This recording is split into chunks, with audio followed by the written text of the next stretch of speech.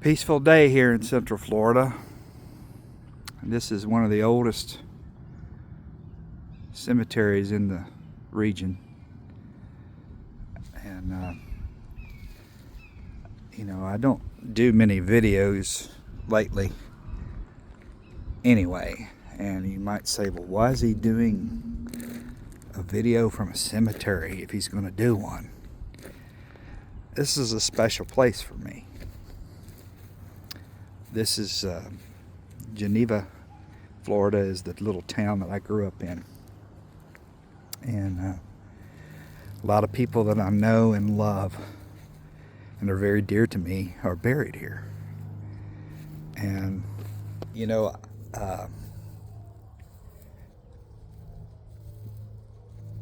a lot of people get creeped out by cemeteries.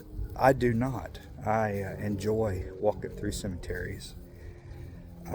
This particular cemetery is extremely peaceful to me.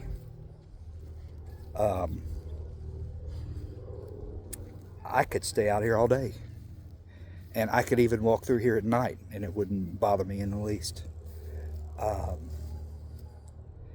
It's just such a peaceful vibe, for lack of a better word. And why is that? I think it's because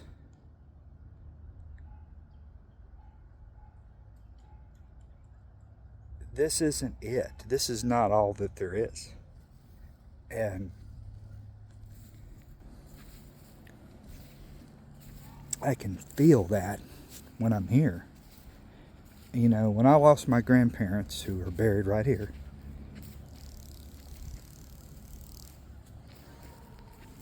it was the first major loss in my life when my granddad passed. And then later my grandmother. That hit me hard. I was in my 20s at the time, and I had not had to deal with that. Did not have to grapple with such a hard loss, because these people were in my everyday life. There wasn't a day that went by that I didn't at least speak to them. And so many of the other friends that are buried here, my great uncle and aunt are buried here. That's my granddad's brother, Ronald, and his wife, Alita. They're here. You hear that? Cranes in the background. The cranes will be just walking through here peacefully. But why am I such at peace now? I just think that my faith is a lot stronger. My faith in Christ is a lot stronger. The loss, the grief that we feel when our loved ones are gone, it's our loss. It's the separation from them that we're grieving. I don't grieve for them. They're much better off than me. It's the hurt of not having them around every day, not having them around, having access to them. That's what hurts. But there's a point in time in your life, if you've accepted the Lord,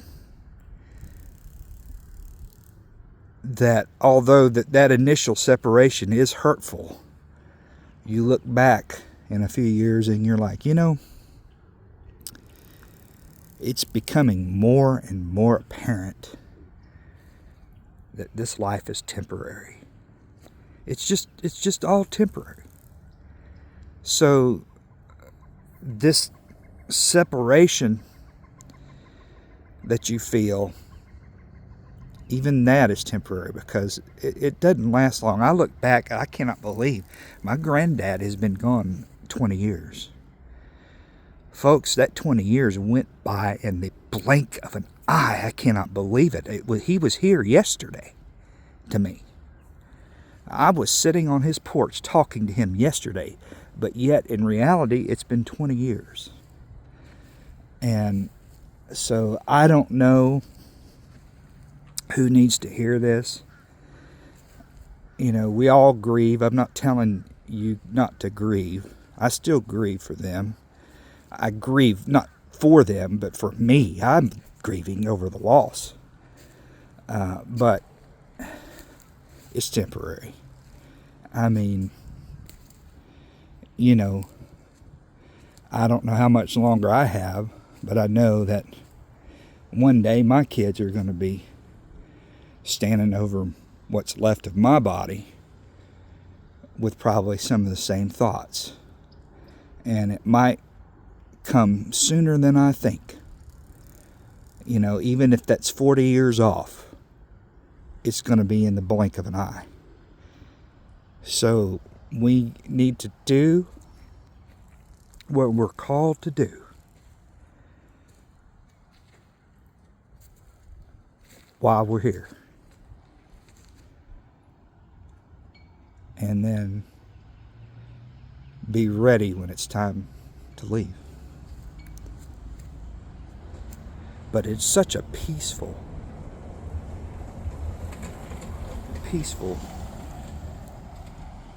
thing. Little history here about this little cemetery. Now up there is where my grandparents are and my great aunt and uncle. And right here is Private Lewis Thornton Powell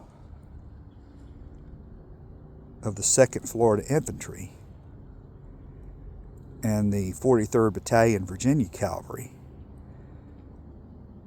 of the Confederate States of America.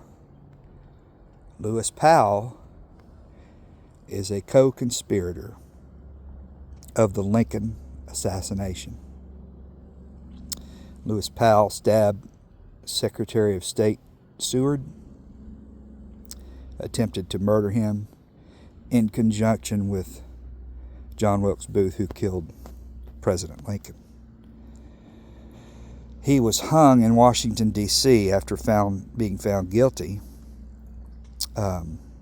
His body was buried there on the grounds where he was hung, from what I can read.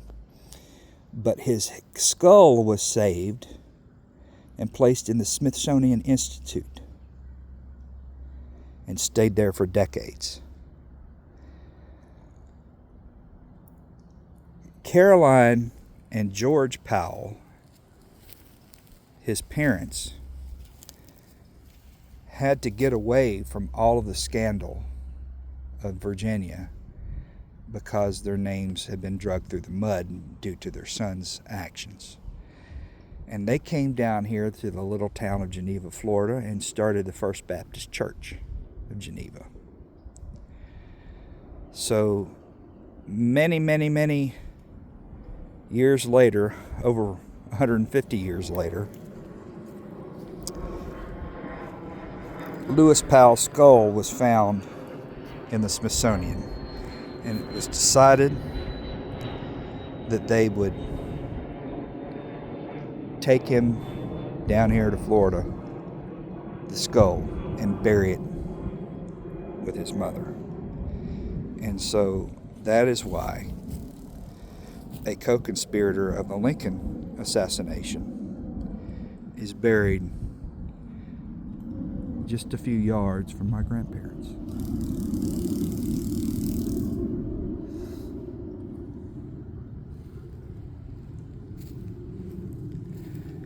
Last thing I want to show you, we'll walk through here.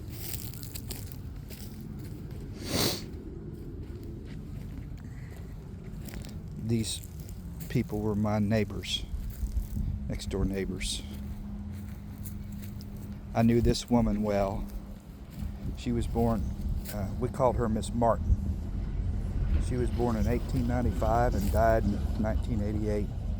She lived next door to me, and she used to give me a nickel to go to her mailbox every day and bring her mail. And she would tell me stories about living with horse and buggy, driving that everywhere. There was no vehicles when she was a girl. Only the rich would have them 20 or 30 years after she was born. But look at this live oak tree. This is what I'm going to leave you with. I love big live oaks, and I want you to look how they grow. Eventually the limbs just bend down, and they are just growing right on top of these graves, right on top of them. And you know,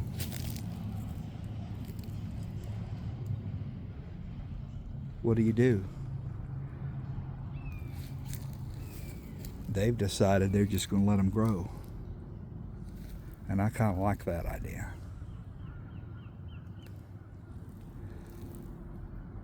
It's really pretty down here. It's peaceful, and I could walk all day long in it. Death is not scary when your hope is not of this world.